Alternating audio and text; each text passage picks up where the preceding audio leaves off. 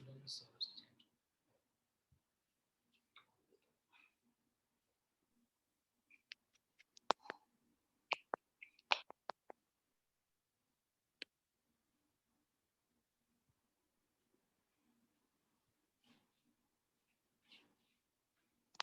Good afternoon.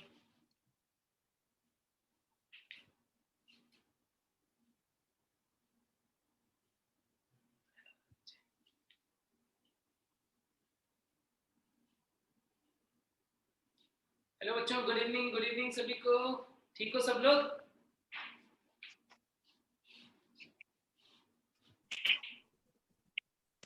Good evening sir. जल्दी good evening. मेरा start हो गया।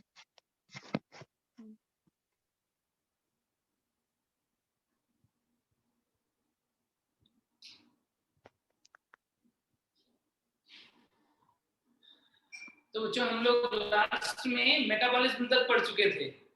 सब लोगों ने एनसीईआरटी की बुक पढ़ी? उसके बाद में समझ में आ रहा है सबको? जो भी क्वेश्चंस हो, जो भी डाउट हो, पहले पूछ लो, फिर आगे बढ़ेंगे। पहले जो भी कुछ पूछना है पहले तुम पूछ। 8:30। फिर तुम पूछोगे तो मैं ही पूछ लूंगा तुमको।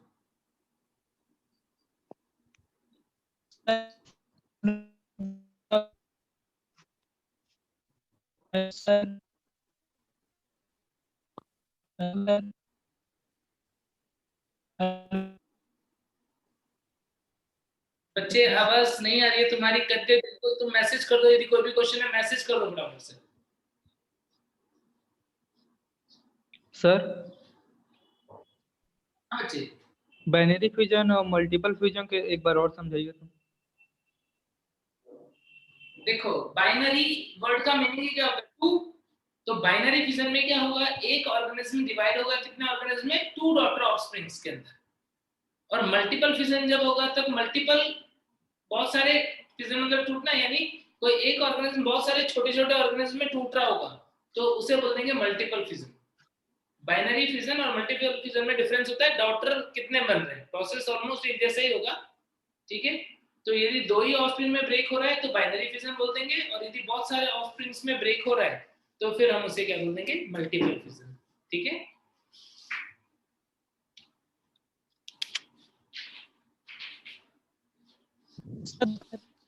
सर ब्लर दिखाई दे रहे हैं।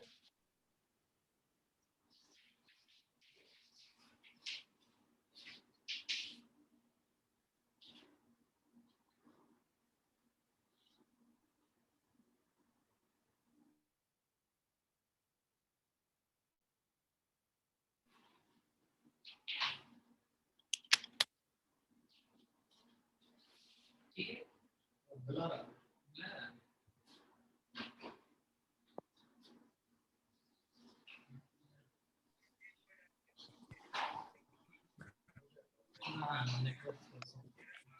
Sir good evening sir. हाँ, गुड इवनिंग बच्चे। Good evening sir. Good evening बच्चों। 40 बच्चे हैं अभी। हो गया? ठीक, थोड़ा बड़ा कर। हाँ ठीक है बच्चों, तो फिर मैं क्वेश्चन पूछ लेता हूँ। आप लोगों ने पढ़ लिया होगा मेटाबॉलिज्म तक। तो सबसे पहले मैं आप लोगों को क्वेश्चन पूछ लेता हूँ कि मेटाबॉलिज्म जो है उसे डिफाइनिंग प्रॉपर्टी बोलते हैं कि नहीं बोलते हैं? यस सर बोलते हैं। यस बोलते हैं। ऐसा यदि मैं बोलूं कि मेटाबॉलिज्म को डिफाइनिंग प्रॉपर्टी बोलते हैं बिकॉज ये बॉडी के बाहर भी रिएक्शन हो जाती है। Metabolism is known as defining property because metabolic reaction can occur outside the body also. ऐसा स्टेटमेंट आ जाए और आपको पूछे कि बताओ ये स्टेटमेंट करेक्ट है कि इनकरेक्ट है। स्टेटमेंट वापस से सुन लो। Metabolism is considered as defining property of living organism because it can occur outside the body also. पापचय क्रियाएं जो हैं उन्हें हम सजीवों का विशिष्ट लक्षण बोलते हैं क्योंकि यह शरीर के बाहर भी हो सकती है। ये स्टेटमेंट सही है कि गलत है? सर रॉन्ग है। रॉन्ग है। गलत है सर। गलत है, इनकरेक्ट है। Very good. बहुत ही बढ़िया बच्चे, बहुत ही बढ़िया। नो, सबका आंसर सही आ रहा है इसमें, वेरी गुड बच्चों। एक्चुअल में क्या होता है कि स्टेटमेंट सुन रहे हो तो तुमको सही लग रहा है, लेकिन क्वेश्चन में तुमको ऐसे क्वेश्चन गलत करवा सकता है। क्वेश्चन गलत क्यों करवा रहा है तुमको? कि उसने स्टेटमेंट तो वो लिखा जो देखने में सही लग रहा है, बट क्वेश्चन में पूछा क्या है, डिफाइनिंग प्रॉपर्टी बोलने का रीजन क्या है?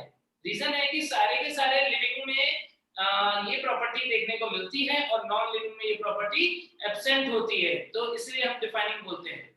ठीक है ना? ठीक है बच्चों? हाँ ठीक है, तो इसलिए हम इसको डिफाइनिंग प्रॉपर्टी बोलते हैं। अब मेटाबॉलिज्म के बाद में नेक्स्ट जो हम टॉपिक पढ़ रहे हैं बच्चों, वो है सेलुलर ऑर्गेनाइजेशन। हम देख रहे हैं next property, cellular organization. Cellular organization को हिंदी में बोलेंगे हम कोशिकीय संगठन। सेलुलर ऑर्गेनाइजेशन जो होता है उसको हम बोल देते हैं कोशिकीय संगठन। क्या होता है समझना, कोशिकीय संगठन क्या होता है समझना। देखो, लेवल ऑफ ऑर्गेनाइजेशन की बात की थी हमने। लेवल ऑफ ऑर्गेनाइजेशन में हमने अलग अलग बातें की कि बायोलॉजी में हम biomolecule level, cell level, tissue level, organ level, organ system level, और ऑर्गेनिज्म और पॉपुलेशन और कम्युनिटी, बहुत सारे इकोसिस्टम तक, वो सारे के सारे लेवल को इंक्लूड कर रहे हैं। बट यहाँ पर क्या बात कर रहे हैं, यहाँ पर ध्यान रखना, कोशिकीय संगठन की बात कर रहे हैं, जीव के संगठन की बात नहीं कर रहे। कोशिकीय संगठन का मतलब क्या है, कोशिका कैसे बनी है, कोशिका का संगठन कैसे हुआ है, सेल का ऑर्गेनाइजेशन कैसे हुआ है। सेल कैसे बनती है, कोई सेल कैसे बनती है, बहुत सारे बायोमॉलिक्यूल से। अब बहुत सारे बायोमॉलिक्यूल यदि हम एक पास में रख दें, सिर्फ मान लो एक पेट्री डिश लिया मैंने और उस पेट्री डिश में मैंने बहुत सारे सेल ऑर्गेनेल को रख दिया, तो क्या वो एक सेल बन जाएगा? क्या कोशिकीय संगठन आ जाएगा? क्या मान लो एक पेट्री डिश में मैंने कार्बोहाइड्रेट, लिपिड, प्रोटीन, ये सब रख दिया, है ना, और फिर मैंने बोला कि बताओ अब ये एक सेल बन गया है क्या? क्या एक सेल बन जाएगा? नहीं। No sir. नहीं। यानी कोशिकीय संगठन का मतलब बहुत सारे बायोमॉलिक्यूल तो हैं, बहुत सारे जैव अणु तो हैं, लेकिन उनका इंटरेक्शन बहुत ही स्पेसिफिक है। यानी वो आपस में एक दूसरे से बहुत ही विशिष्ट प्रकार की अन्योन्य क्रिया कर रहे हैं, बहुत विशिष्ट प्रकार का इंटरेक्शन कर रहे हैं, तब जाकर के एक कोशिका बनती है, जिसके अंदर कौन सा लक्षण आ जाता है, जिसके अंदर जिंदा रहने का लक्षण आ जाता है, जो लिविंग बन जाता है, जो सजीव बन जाता है। ठीक है, तो सेल का वो पर्टिकुलर ऑर्गेनाइजेशन जिसमें उन बायोमॉलिक्यूल के इंटरेक्शन, सिर्फ बॉन्ड बनाना नहीं बट बहुत सारे रिएक्शन करना भी, मेटाबॉलिक रिएक्शन करना भी, उन सभी को क्या बोल देते हैं, सेलुलर ऑर्गेनाइजेशन या कोशिकीय संगठन बोल देते हैं। क्या समझ गए इसका मतलब? इसका मतलब समझ गए कि cell is made up of different biomolecules having specific arrangement and performing different metabolic reactions.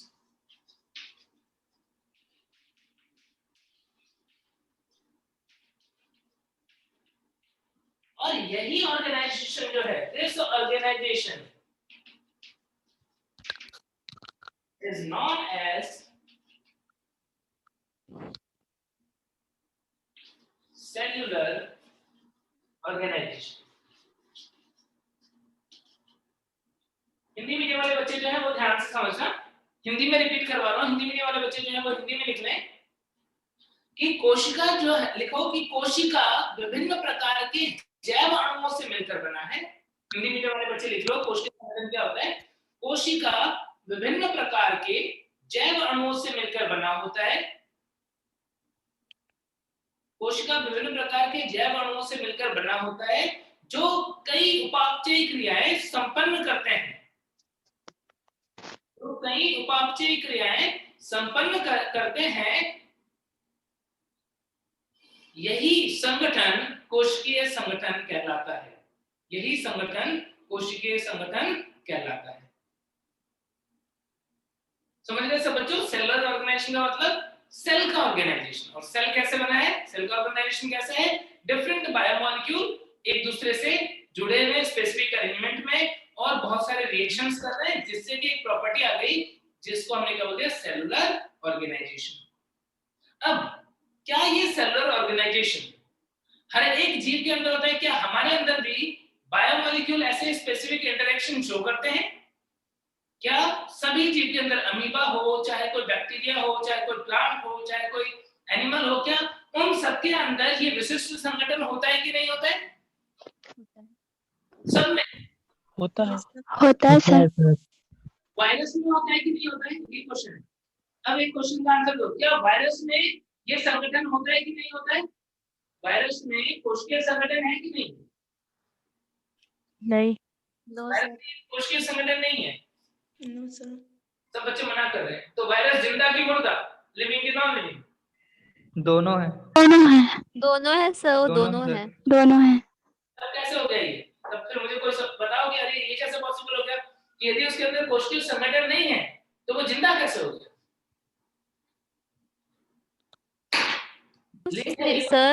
Sir हाँ बच्चे, वायरस में सेल तो विभाजन होता है ना, मतलब कि हाँ तो जिंदा बोलते वायरस को? क्यों नहीं, दोनों बोल सकते हैं, क्योंकि अगर सजीव में वो रहता है तो वो जिंदा रहता है, लेकिन अगर वो बाहर वातावरण में रहता है तो निर्जीव रूप से रहता है।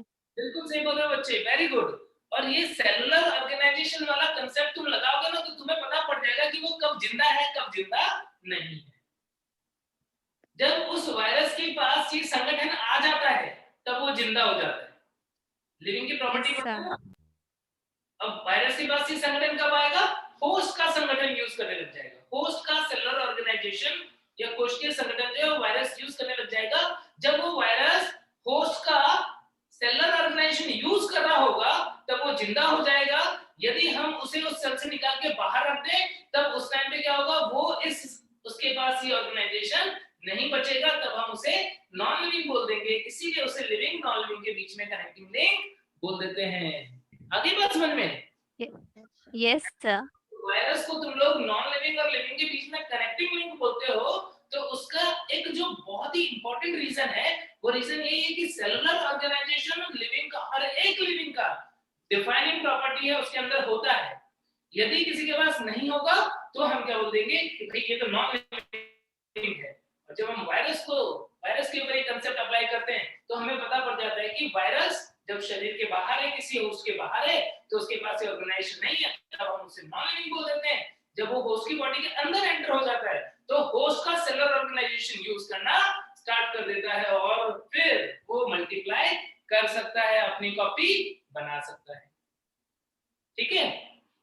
तो जैसे मेटाबॉलिज्म की बात करी थी, बिल्कुल वैसे ही सेलुलर ऑर्गेनाइजेशन जो होगा बच्चों वो लिविंग का डिफाइनिंग प्रॉपर्टी होगा कि नहीं होगा?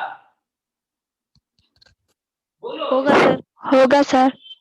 Yes, defining property of living है वो लिविंग का डिफाइनिंग प्रॉपर्टी होता है। हर लिविंग ऑर्गेनिज्म के अंदर सेलुलर ऑर्गेनाइजेशन प्रेजेंट होगा।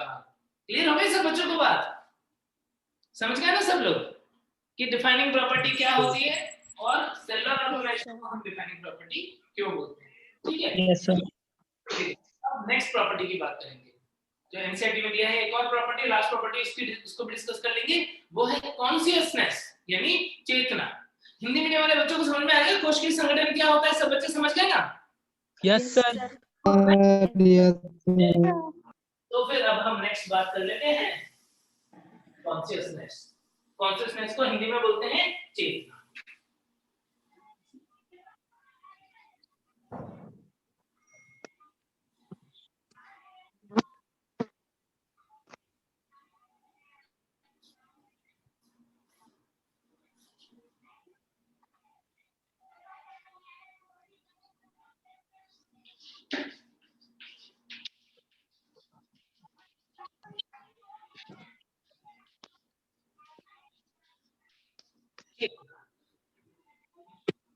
कॉन्शियसनेस क्या होता है?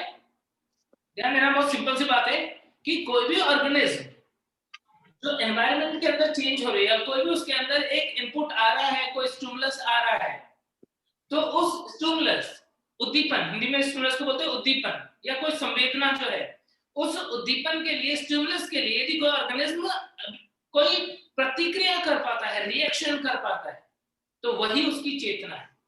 चेतना क्या है? It is response of an organism for any external stimulus. It is response of an organism for external stimulus. Hindi में बाह्य उद्दीपनों के लिए जीव की प्रतिक्रिया क्या कहलाती है? चेतना कहलाती है। सर एक बार और। बाह्य उद्दीपनों के लिए जीव की प्रतिक्रिया क्या कहलाती है? चेतना कहलाती है। It is response of an organism for external stimulus. ठीक है, अब समझने की कोशिश करते हैं। क्या सारे के सारे जीव, एवरी ऑर्गेनिज्म जो है वो एक्सटर्नल स्टिमुलस जो है उसके लिए रेस्पॉन्स कर पाते हैं कि नहीं कर पाते हैं? Means every single organism is capable of showing a response for the external stimulus। जो बाहर से कोई भी उद्दीपन मिला, कोई भी स्टिमुलस मिला, उसके लिए वो रेस्पॉन्स कर सकता है कि नहीं कर सकता है? सारे ऑर्गेनिज्म। Yes sir. प्लांट भी कर सकता है क्या? No sir. Yes sir. Yes. कर सकता है। एक बार बच्चे ने क्या किया, ये चेक करने के लिए कि क्या प्लांट भी रेस्पॉन्स कर सकता है कि नहीं कर सकता है, वो गया प्लांट के पास और प्लांट को गुस्से में आके बहुत जोर से एक चाटा लगा दिया उसने। उम्मीद कर रहा था कि प्लांट जो है वो जिंदा है, लिविंग है, रेस्पॉन्स शो करेगा। क्या प्लांट ने उसको खींच के वापस से रिवर्स में थप्पड़ मारा कि नहीं मारा? नहीं। सारे प्लांट्स नहीं कर सकते सर। तो फिर प्लांट के अंदर कॉन्शियसनेस है कि नहीं है? No sir. नहीं है। नहीं है। एक बच्चा बोल रहा है शो करेगा, तो बोल रहा है चाटा मारा, तब कौन सा रेस्पॉन्स आ गया प्लांट के अंदर? यदि उसने प्लांट को एक चाटा मार दिया तो प्लांट के अंदर कौन सा रेस्पॉन्स आ जाएगा? आएगा क्या? है। कुछ बच्चे बोल रहे हैं है। देखो अब समझना, ये क्वेश्चन इसलिए पूछा है ताकि तुम कॉन्शियसनेस के लेवल को समझ पाओ। प्लांट के अंदर भी क्या होगा बच्चों? प्लांट के अंदर भी उस चाटे के लिए कुछ ना कुछ रेस्पॉन्स तो आएगा। रेस्पॉन्स जो है ना वो एक एक सेल के लेवल पे होता है। कैसे होता है? यदि मान लो बहुत तेजी से बहुत हार्ड हिट किया है उसको, प्लांट को, हो सकता है उस प्लांट के अंदर कोई लिविंग सेल थी और जोर से हिट किया, वो सेल डेड हो गई, या उस सेल को इंजरी हुई, कोई चोट लगा उसको, तो क्या होगा? वो उस इंजरी को हील करने के लिए जरूर से कुछ ना कुछ प्रोसेस करेगा, वो अपने घाव को भरने की कोशिश करेगा। रेस्पॉन्स का मतलब हमेशा यही नहीं होता है कि एक चाटा लगाया तो उसके बदले में प्लांट ने मारा कि नहीं, या प्लांट भाग गया कि नहीं भाग गया। सिर्फ वही रेस्पॉन्स नहीं है बच्चों, रेस्पॉन्स जो है इंडिविजुअल सेल के लेवल पे भी होता है, और कई बार वो रेस्पॉन्स हमें देखने को मिलता भी है। जैसे आपने एग्जांपल लिया होगा छुई का, माइमोसा प्यूडिका, सुना है ना? Yes sir. माइमोसा प्यूडिका के अंदर आपने देखा होगा कि जब हम उसे टच करते हैं तो उसकी लीफ जो है वो बंद हो जाती है। जो हमें बता रहा है कि कहीं ना कहीं टच के लिए भी प्लांट के पास कुछ ना कुछ मैकेनिज्म होते हैं। सारे प्लांट बंद नहीं हो रहे, इसका मतलब ये नहीं है कि उनके पास बिल्कुल भी रेस्पॉन्स नहीं आया। रेस्पॉन्स उस लेवल का हो सकता है कि हमें दिखा नहीं। सर हाँ बच्चे, प्लांट को जैसे टच करेंगे तो वो कॉन्शियसनेस में आएंगे वो? यस बच्चे, प्लांट को यदि हम टच करेंगे तो स्टिमुलस इतना स्ट्रांग है, कुछ ना कुछ रेस्पॉन्स आएगा। ठीक है, कई बार वो रेस्पॉन्स इतना नेग्लिजिबल होगा या सेलुलर लेवल पे ही होगा, हमें दिख ही नहीं पाएगा। उनको लगेगा प्लांट ने तो कोई रेस्पॉन्स। चलो, यदि हम ये मान लेते हैं, एक बच्चा बोल सर हमें दिखा नहीं तो हम मानते हैं, हमें यदि रेस्पॉन्स दिखा नहीं तो हम उसको रेस्पॉन्स मानते हैं, ठीक है, चलो कोई बात नहीं, तुम मत मानो, ठीक है। लेकिन सिर्फ एक रेस्पॉन्स देख करके डिसाइड करोगे कि वो लिविंग है कि नॉन लिविंग, समझ गए? मान लो कोई ऑर्गेनिज्म सिर्फ एक रेस्पॉन्स को देख करके हम बात करते हैं। मैं तुमको एक बहुत अच्छा इंटरेस्टिंग एग्जांपल लेता हूँ। एक बार क्या हुआ, एक बार मेरी क्लास चल रही थी, मेरी फिजिक्स की क्लास चल रही थी। फिजिक्स की क्लास जो है वो बहुत इंटेंस होती है ना, मेरी तो बहुत लाइट क्लास होती है। फिजिक्स की क्लास चल रही थी, बहुत इंटेंस क्लास। सर जो बहुत खतरनाक कंसेप्ट बता रहे थे, बच्चे जो एकदम पूरा दिमाग निचोड़ करके लगे हुए थे कंसेप्ट समझने के।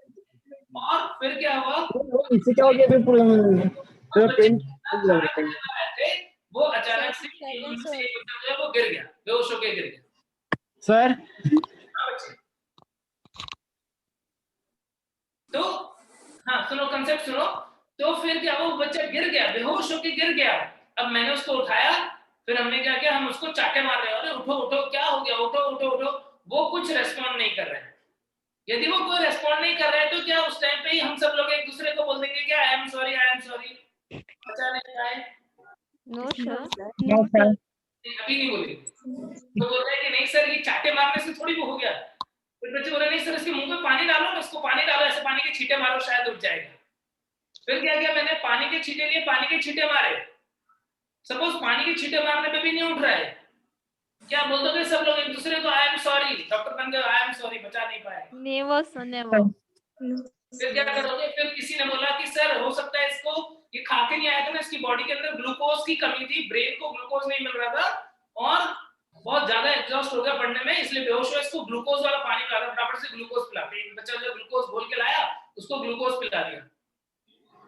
सपोज ग्लूकोज पिला दिया, वो उठ गया वो, तो फिर इसका मतलब वो लिविंग था कि नहीं था? था सर। क्या उसने पानी के छींटे का रेस्पॉन्स नहीं किया, बट उसने ग्लूकोज का रेस्पॉन्स किया। तो सिर्फ एक फीचर को देख करके कि सिर्फ चाटे का रेस्पॉन्स नहीं कर रहे हैं, हम उसको नॉन लिविंग नहीं बोलेंगे। हम बहुत सारे कैरेक्टर्स, बहुत सारे स्टिमुलस देख करके नॉन लिविंग या लिविंग में डिफाइन करेंगे, कॉन्शियसनेस को डिफाइन करेंगे।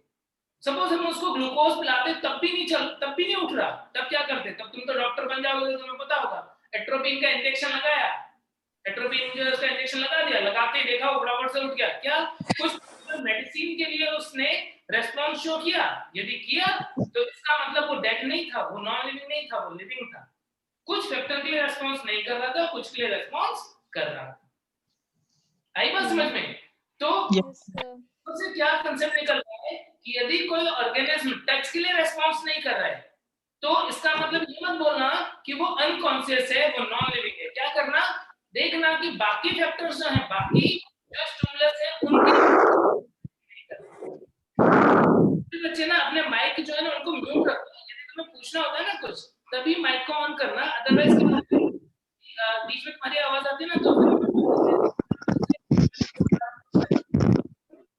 इसलिए अपने माइक जो है वो म्यूट रखो, ठीक है। तो ये एग्जांपल से तुम्हें क्या आइडिया लग गया कि सिर्फ एक फीचर के अकॉर्डिंग हमको कॉन्शियसनेस को डिफाइन नहीं करना है, प्लांट को चाटा मार के कॉन्शियसनेस को डिफाइन नहीं करना है। तो किससे डिफाइन करना है? और अदर स्टिमुलस जो हैं उनके बारे में भी सोचो, क्या वो किसी भी अलग प्रकार की संवेदना जो है उसके लिए रेस्पॉन्स कर रहा है कि नहीं। अभी ये जो स्टिमुलस होते हैं, यहाँ पर चेतना के लिए जब मैं एक्सटर्नल स्टिमुलस, बाह्य उद्दीपनों की बात कर रहा हूँ, ये स्टिमुलस कौन कौन से होते हैं?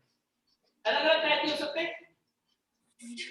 स्टिमुलस है वो हो सकता है फिजिकल स्टिमुलस हो सकता है, भौतिक टाइप का, केमिकल, रासायनिक स्टिमुलस हो सकता है, बायोलॉजिकल, जैविक प्रकार का स्टिमुलस हो सकता है। उद्दीपन जो है वो भौतिक, रासायनिक और जैविक, physical, chemical and biological response stimulus हो सकते हैं।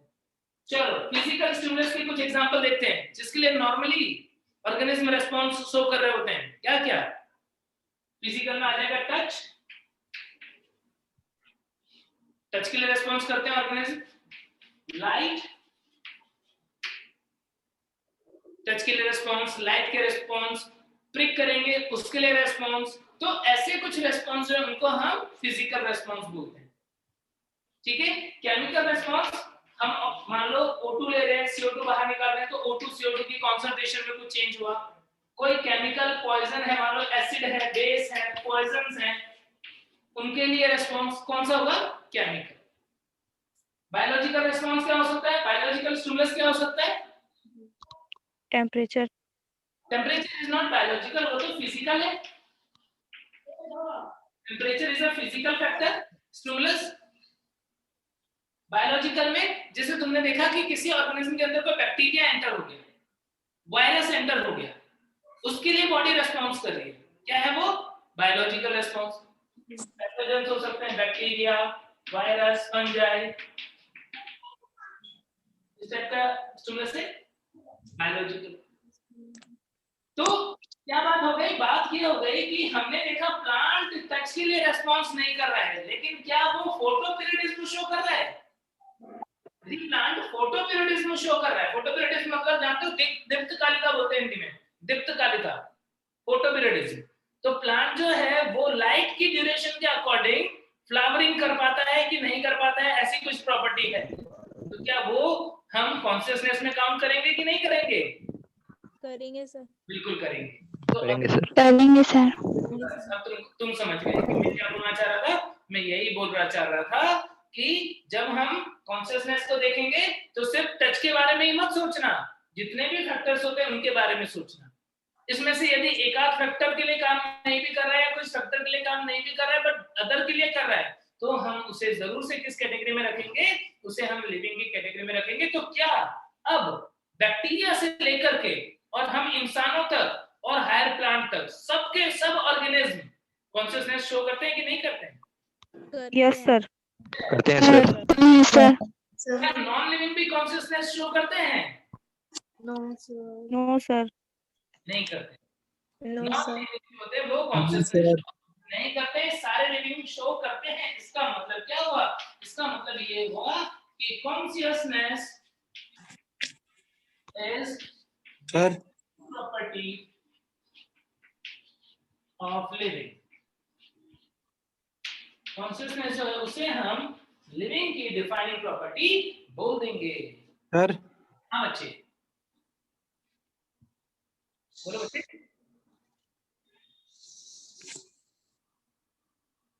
ठीक है, तो ये बात सबको समझ में आ गई कि कॉन्शियसनेस को हम डिफाइनिंग प्रॉपर्टी बोलते हैं और किस तरीके से हम कॉन्शियसनेस को डिफाइन करते हैं। अब एक एग्जांपल की बात करेंगे, बहुत इंटरेस्टिंग एग्जांपल जो हमारे एनसीईआरटी की बुक में दिया हुआ है। सबने एनसीईआरटी की बुक आगे आगे पढ़ी है? आगे से आगे पढ़ रहे हो सब बच्चे? तो वहां पर तुमने एक एग्जांपल पढ़ा होगा कि कोई पर्सन जो कि कोमा में है, artificial heart lung bypass machine उससे जुड़ा हुआ, वेंटिलेटर पे रखा हुआ है, तो उसे लिविंग बोलेंगे कि नॉन लिविंग बोलेंगे? पढ़ा ये क्वेश्चन सबने? यदि कोई पर्सन वेंटिलेटर पे रखा हुआ है, यानी उसको उसका हार्ट और लंग काम नहीं कर रहे, ना तो उसका दिल धक धक कर रहा है, नहीं वो सांस ले पा रहा है, तो डॉक्टर ने क्या देखा?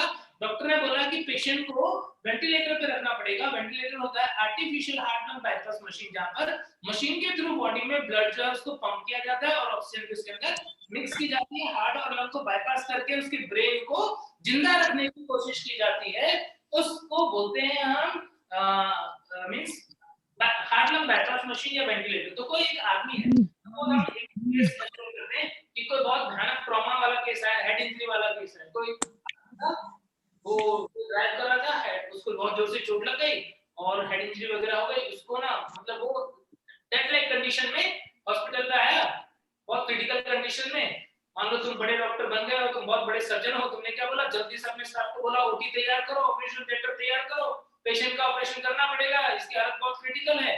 तुमने क्या किया? तुमने उसे रखा, ओटी में लेके गए, और जब तुम उसको ट्रीट कर रहे थे, सर्जरी कर रहे थे, उसी टाइम पे तुमने क्या देखा? वो जो क्या होता है, तुमने मूवीज में देखा होगा कि पेशेंट जो है उसके बहुत सारे लीड्स वगैरह लगा देते हैं और चेक कर रहे होते हैं हार्ट जो है वो पंप कर रहा है कि नहीं, रेस्पिरेशन रेट क्या आ रही है, और यदि ईसीजी लाइन आने लग जाती है तो क्या वो मशीन कैसे मालूम जाता है? टू टू टू टू बोलना स्टार्ट कर देता है।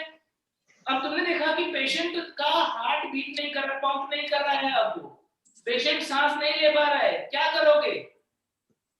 क्या करोगे? पहले ऑपरेशन कर दोगे फिर बाद में देखा जाएगा ऐसा, या उसको फटाफट से क्या करोगे? वेंटिलेटर से कनेक्ट कर दोगे। वेंटिलेटर कनेक्ट कर देंगे। और फिर तुम बाहर आए, रूम था उसको क्लोज कर दिया, वेंटिलेटर से कनेक्टेड है पेशेंट, तुम बाहर आए, बाहर जैसे आए पेशेंट के जो रिलेटिव्स हैं वो आ गए तुम्हारे पास कि डॉक्टर साहब जो मेरा रिलेटिव है वो ठीक तो है, वो उसकी क्या हालत है, वो पूछेगा, क्या बोलोगे? क्या उसे आई एम सॉरी बोल दोगे? नहीं। No sir no sir. नहीं सर। सॉरी नहीं बोलोगे? तो फिर क्या बोलोगे? एकदम मस्त रहो, चिल है तुम्हारा जो रिलेटिव है वो एकदम मस्त बढ़िया है, एकदम सो रहा है, अभी चिंता मत करो, ऐसा बोल दोगे? नहीं सीरियस है सीरियस है ऐसा बोलोगे? बचने का चांस नहीं है।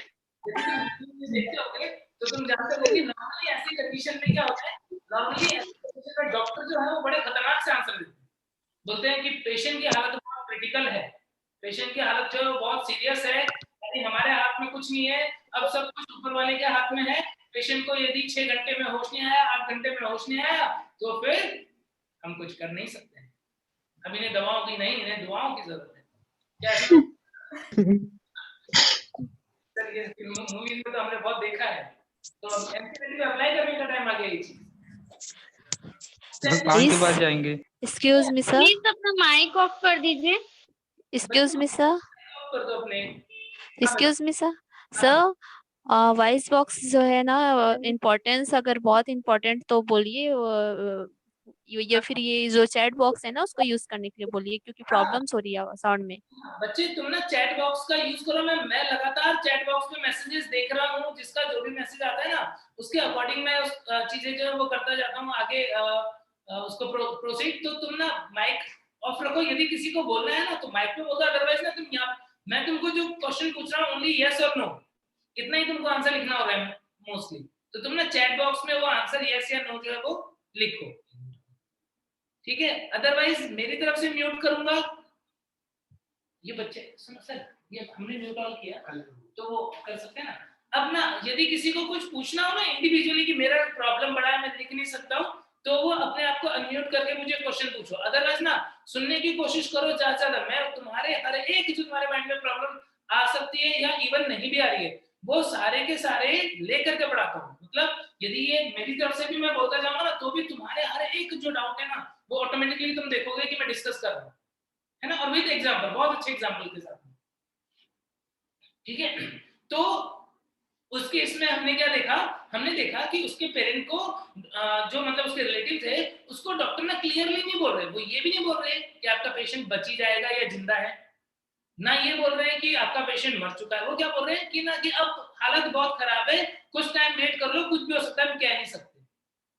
तो इस क्वेश्चन का रियल आंसर यही है, ये जो क्वेश्चन मैंने पूछा, यदि कोई पेशेंट कोमा में है और हार्ट लंग बाईपास मशीन से जुड़ा हुआ है, यानी वो खुद से ना तो सांस ले पा रहा है ना खुद से उसका हार्ट जो है वो पंप कर रहा है, उस कंडीशन में उस पेशेंट को ना तो लिविंग की कैटेगरी में रखा जाएगा ना ही नॉन लिविंग की कैटेगरी में रखा जाएगा। उस टाइम पे वो ना तो लिविंग है और ना ही नॉन लिविंग है।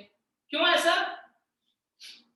क्योंकि यदि मान लो मैं उस पेशेंट को मशीन से हटा दूं, हार्ट लंग बाईपास मशीन से डिटैच कर दूं, क्या होगा? इमीडिएटली वो मर जाएगा,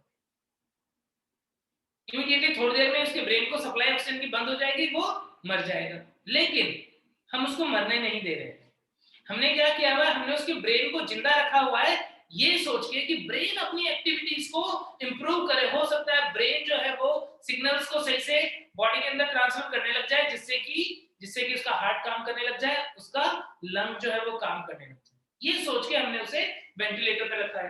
कितने टाइम के लिए? कुछ टाइम के लिए। डॉक्टर्स को लगता है कि इतनी देर में यदि रिकवरी होगी तो ठीक है, अदरवाइज फिर वो डिक्लेयर कर देते हैं या पेशेंट के पेरेंट को बुला लेते हैं कि भाई आपका पेशेंट जो है उसे हमने मान लो सपोज 24 घंटे वेंटिलेटर पे रख दिया, बिल्कुल भी रेस्पॉन्स नहीं आ रहा है, क्या करें? उसे निकाल दें, वो ऑलमोस्ट डेड है, क्या उसे निकाल दें? जो पेरेंट होंगे वो या रिलेटिव्स होंगे वो अपने अकॉर्डिंग बोल देंगे और उसके अकॉर्डिंग डॉक्टर कर देगा, ठीक है? तो यहाँ पर इस क्वेश्चन का आंसर क्या होगा कि उस पेशेंट को ना तो हम लिविंग बोलेंगे ना ही नॉन लिविंग बोलेंगे जब तक कि उसको हमने वेंटिलेटर पे रखा हुआ है। लेकिन उसके बाद में कुछ टाइम के बाद में हम देखते हैं यदि कंडीशन इंप्रूव हो जाती है, यदि कंडीशन इंप्रूव हो गई तो फिर वो क्या हो जाएगा, लिविंग की कैटेगरी में आ जाएगा। बट कंडीशन यदि इंप्रूव नहीं हुई तो क्या होगा, धीरे धीरे उसका ब्रेन जो है वो कंप्लीटली डेड हो जाएगा और ब्रेन डेड वाली कंडीशन आ जाएगी। हम बोलेंगे कि भाई अब आपका पेशेंट जो है वो कंप्लीटली डेड हो गया है या ब्रेन डेड हो गया है। एनसीईआरटी में यही बात लिखी हुई है। एनसीईआरटी की बुक जब तुम पढ़ोगे तो उसमें यही बात लिखी हुई है कि पेशेंट को जब हम वेंटिलेटर के ऊपर रखते हैं तो उस केस में क्या होता है, उस केस में वो कुछ टाइम तक उसकी बॉडी जो है वो रिकवर करने का कोशिश करती है। यदि कर पाती है तो वो लिविंग हो जाएगा या नॉर्मल हो जाएगा, बट यदि रिकवर नहीं कर पाती है अदरवाइज कंडीशन में क्या हो जाएगा, वो डेड हो जाएगा, ब्रेन डेड हो जाएगा। आई बात समझ में? अब ये जो मैंने केस बताया, ये केस मैंने पर्टिकुलरली बताया किसके लिए, ये पर्टिकुलरली बताया जब हमने पेशेंट को हार्ट लंग बाईपास मशीन के ऊपर रखा हुआ है। लेकिन कॉमा का मतलब हमेशा तो ये नहीं होता है। यदि तुम्हें कोई सिंपली पूछे कि कोई पेशेंट कॉमा में है, बताओ जिंदा है कि मुर्दा है, चलो मैं तुमको पूछता हूं सिंपली कि if a patient is in coma then what would you say, it is living or non living. यदि पेशेंट कॉमा में है तो जिंदा है कि नहीं है? जिंदा है सर। जिंदा है सर। लिविंग बोलोगे? यस। सब बच्चे जो है यस वो सर, लिविंग। यस बिल्कुल। क्योंकि ऐसे कुछ एग्जाम, क्या तुम लोगों ने मुन्ना भाई एमबीबीएस मूवी देखी है क्या? मुन्ना भाई एमबीबीएस मूवी देखी है क्या? मुझे लग रहा है सब बच्चों ने देखी। जो भी डॉक्टर बनना चाहता है मुन्ना भाई एमबीबीएस जरूर से देखे, मजा आता है बहुत मूवी देखने में। कि सर जो मूवी देखने के लिए भी हमको बोलते हैं कि ना मूवी भी देखो, ठीक है। मुन्ना भाई एमबीबीएस मूवी मुझे लगता है सबने देखी होगी। और उसके अंदर एक कैरेक्टर है, नाम था अनंत भाई, याद है अनंत भाई कैरेक्टर? व्हील चेयर पे रहता है, एक ड्रिप लगी हुई होती है उसको, और डॉक्टर जो है वो उसे सब्जेक्ट करके बात कर रहे होते हैं, तो मुन्ना बड़ा गुस्सा हो जाता है। मुन्ना उसे बाहर लेके जाता है एक बार, और मुन्ना स्टेथो लगाता है और उसका ना हार्ट बीट जो है वो चेक करता है, और वो मुन्ना बोलता है उसको, ए मामू तेरा हार्ट तो अपन की माफी दग दग कर रहा है, याद है? देखा है सब लोगों ने? Yes sir. तो बताओ वो कॉमा वाला ही पेशेंट है, वो लिविंग है कि नॉन लिविंग है? या हम कुछ कह नहीं सकते वो लिविंग है कि नॉन लिविंग है? लिविंग। लिविंग है। डेफिनेटली लिविंग है, बिल्कुल सही बात है, बिल्कुल लिविंग है। क्यों वो बिल्कुल लिविंग है? क्योंकि उसका हार्ट जो है वो खुद से पंप कर रहा है, वो सांस खुद से ले रहा है। उसकी बॉडी के सेंसरी और मोटर रेस्पॉन्स जो है वो खराब हो सकते हैं, और स्पेशली उस केस की बात करूं तो वहां पर ना सिर्फ मोटर रेस्पॉन्स खराब था, सेंसरी खराब नहीं था। और इसका रीजन था कि एक बार वो मुन्ना को अपनी पलक झपका करके रेस्पॉन्स भी देता है।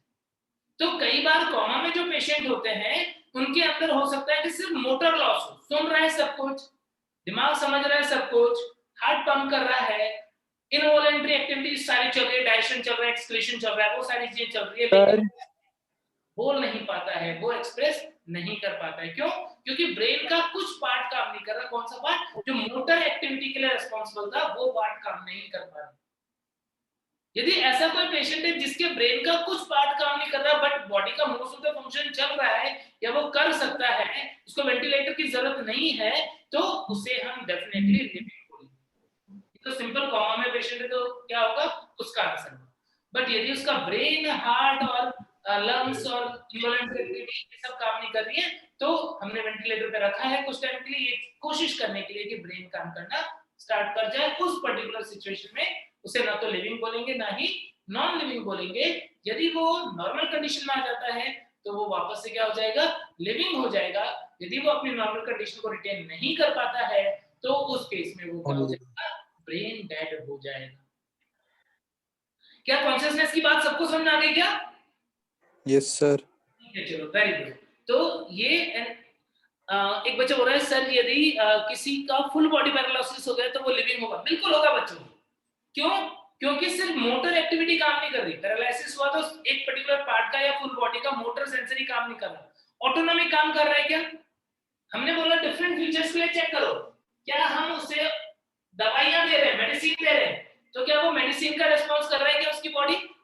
यदि किसी को पैरालिसिस हो गया उसको हम मेडिसिन दे रहे हैं, दवाई दे रहे हैं, उसकी बॉडी उस दवाई के लिए कुछ ना कुछ एक्टिविटी कर रही है क्या, रेस्पॉन्स कर रही है क्या?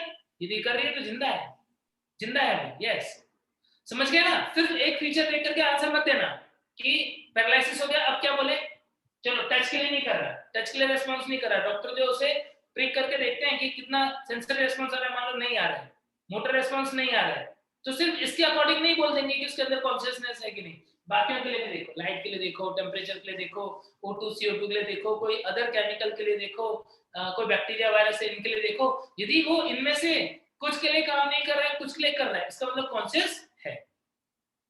मुझे लगता है कि अब सब बच्चों को ये बात क्लियर हो गई कि जब हम कॉन्शियसनेस की बात कर रहे हैं तो हमारे माइंड में सिर्फ टच वाला वो नहीं आना चाहिए, छूने के लिए, थप्पड़ मारने के लिए, पत्थर मारने के लिए, इनके लिए रेस्पॉन्स कर रहा है कि नहीं कर रहा है, सिर्फ ये बात नहीं आनी चाहिए। हमको फिजिकल, केमिकल और बायोलॉजिकल फीचर्स के अकॉर्डिंग जो है वो चेक करना होगा कि वो रेस्पॉन्स करता है कि नहीं, वो कुछ फैक्टर के लिए भी रेस्पॉन्स कर रहा होगा, तब तक हम उसे लिविंग बोल देंगे, और यदि वो इनके लिए रेस्पॉन्स करना बंद कर देगा तो हम नॉन लिविंग बोल देंगे।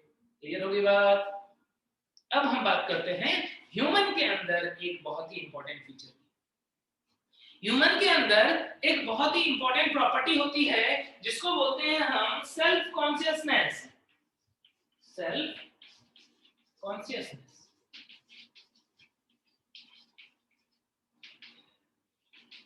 सेल्फ कॉन्शियसनेस हिंदी में बोलेंगे स्वचेतना। सेल्फ कॉन्शियसनेस इज स्वचेतना, और ये किसके अंदर है? सिर्फ ह्यूमन के अंदर। Defining property of human, specially किसके लिए? ह्यूमन के लिए। कॉन्शियसनेस तो सारे के सारे लिविंग ऑर्गेनिज्म में है, लेकिन ह्यूमन के लिए यदि कोई बात करेगा कि ह्यूमन के लिए कौन सी डिफाइनिंग प्रॉपर्टी जो बाकियों से अलग है, क्या बोलेंगे हम? सेल्फ कॉन्शियसनेस या स्वचेतना जो है वो ह्यूमन के लिए डिफाइनिंग प्रॉपर्टी होती है, मनुष्य की विशिष्ट लक्षण है। क्या होता है? अब स्वचेतना का मतलब ध्यान से समझना, क्योंकि बुक से समझ नहीं आएगा। बुक में ये सारे वर्ड्स तो दिए हैं लेकिन इनको बहुत अच्छे से एक्सप्लेन नहीं किया हुआ है। एक्सप्लेन करने का काम मेरा है, और एक्सप्लेन करने का काम मेरा ऐसा है कि जो तुमने ध्यान से सुन लिया, समझ लिया, आज पहली बार पढ़ रहे हो ना, जीवन भर याद रहेगा, जीवन भर याद रहेगा, कभी भी बुक की जरूरत नहीं पड़ेगी। पिक्चर इतनी क्लियर होगी माइंड में, कोई भी क्वेश्चन कितना भी घुमा के पूछ ले तुम्हारा तो सही होगा। तो यहाँ पर क्या होता है? सेल्फ कॉन्शियसनेस या स्वचेतना की जब हम बात करते हैं तो अपने आप के लिए कॉन्शियस होना।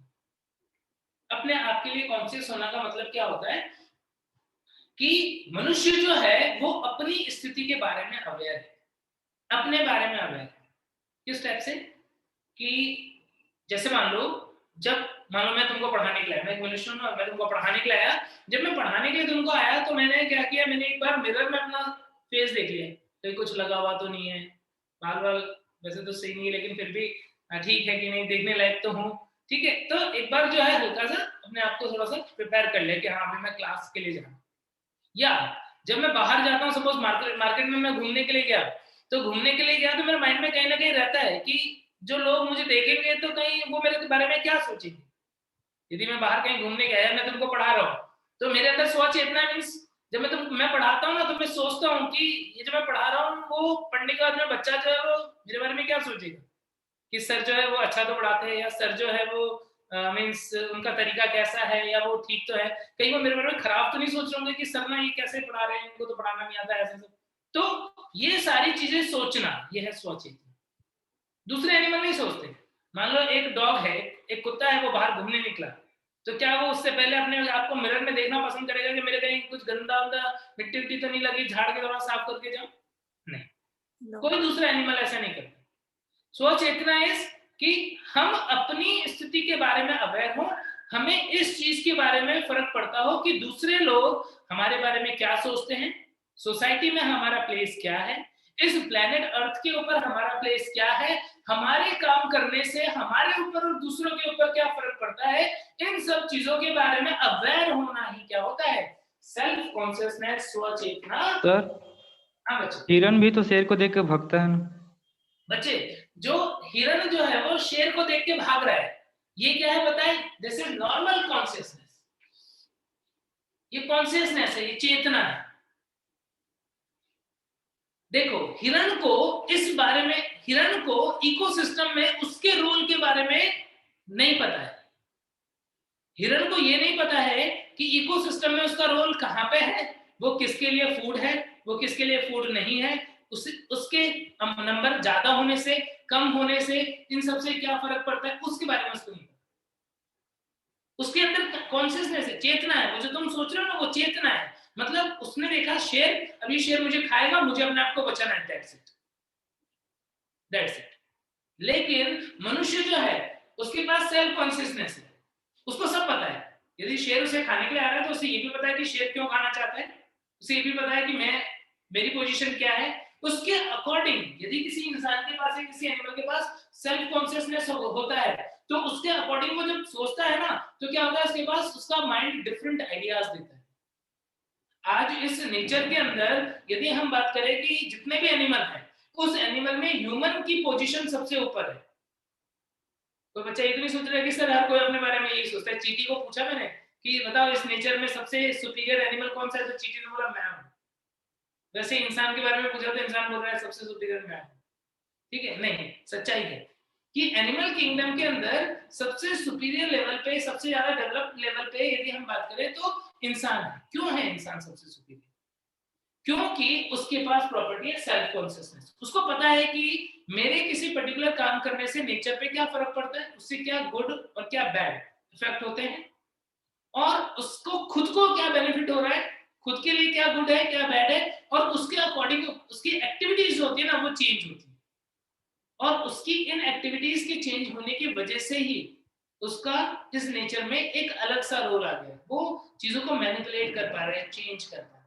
हम ही तो बदलते हैं ना अपने इकोसिस्टम को या अर्थ के एनवायरनमेंट को, इन सबको बदलने में किसका सबसे ज्यादा बड़ा हाथ है? इंसानों का।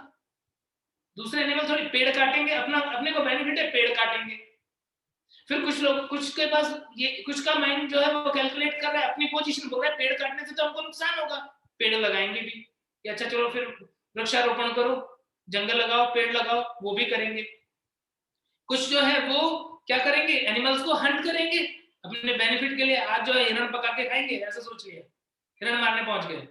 कुछ लोगों ने बोला नहीं ये तो इकोसिस्टम खराब होगा, इससे क्या करो, उनको प्रोटेक्ट करो, बायोस्फीयर रिजर्व बनाओ, नेशनल पार्क्स बनाओ, ठीक है, हंटिंग जो है वो प्रोहिबिटेड होनी चाहिए। तो ये सारी चीजें क्या है, ये सारी चीजें हम कर सकते हैं। इंसानों के पास स्पेशल प्रॉपर्टी है, कौन सी? Self consciousness. क्या मतलब समझ गए सब बच्चे सेल्फ कॉन्शियसनेस का? कि मनुष्य उसमें स्वचेतना है। मनुष्य इस समाज में, पृथ्वी पर या इकोसिस्टम में अपनी स्थिति के बारे में अवेयर होता है, जानकारी रखता है, और उसके आधार पर ही उसके कार्य जो होते हैं वो बदलते रहते हैं या वो मैनिपुलेट कर सकता है। और इसी कारण मनुष्य जो है वो one of the most advance animal या सबसे ज्यादा समझदार एडवांस एनिमल होता है। क्लियर हो गई बात? अब क्वेश्चन आएगा हमारे सामने, क्वेश्चन आएगा कि क्या स्वचेतना सजीवों का विशिष्ट लक्षण होता है? बताओ यस और नो। स्वचेतना सजीवों का विशिष्ट लक्षण होता है कि नहीं होता है? No. No sir. Yes sir. है वो सजीवों का विशिष्ट लक्षण नहीं होता है। क्या चेतना, क्वेश्चन आया, क्या चेतना सजीवों का विशिष्ट लक्षण होता है? Yes sir. Yes sir. और क्वेश्चन आएगा क्या स्वचेतना सेल्फ कॉन्शियसनेस ह्यूमन का विशिष्ट लक्षण है? Yes sir. Yes sir. Yes sir. सारी बातें सबको समझ में आ गई इतनी?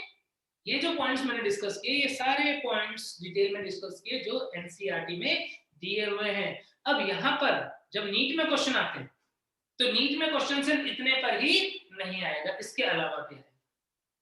क्या आएगा? क्वेश्चन आया, मान लो सपोज क्वेश्चन है which of the following is considered as defining property of living organism. निम्न में से कौन सा सजीवों का विशिष्ट लक्षण है? ऑप्शंस बोल रहा हूं, निम्न में से कौन सा सजीवों का विशिष्ट लक्षण है? ऑप्शन सुनना ध्यान से।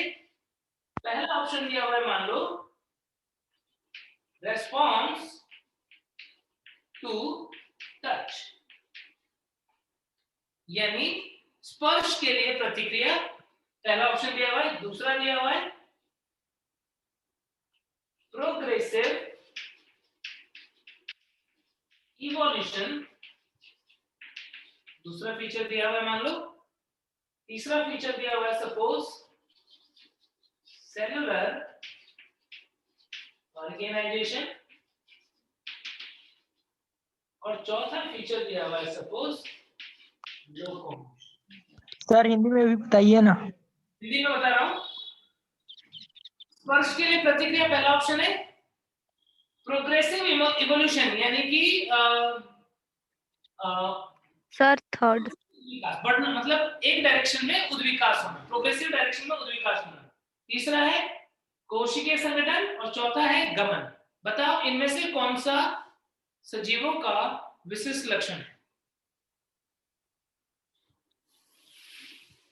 अब ये जो क्वेश्चन है ना, ये एनसीईआरटी से थोड़ा सा बाहर जा रहा है, ऑप्शंस में, कंसेप्ट में बाहर नहीं जा रहा। कंसेप्ट में तो होता है, और बिल्कुल इस टाइप के क्वेश्चन तुम्हें प्रीवियस ईयर के क्वेश्चन तुम सॉल्व करोगे ना तो तुम्हें मिलेगा, तुम्हें बिल्कुल मिलेगा, जहां पर तुम्हें हो सकता है कि एक से ज्यादा आंसर भी सही लग रहे होंगे, लेकिन अब जबकि तुम मेरे से पढ़ चुके हो तो तुम्हारा ब्रेन ज्यादा अच्छे से काम करेगा, तुम सही आंसर पे मतलब कम हिचकिचाते हुए या कंफ्यूज होते हुए पहुंच पाओगे।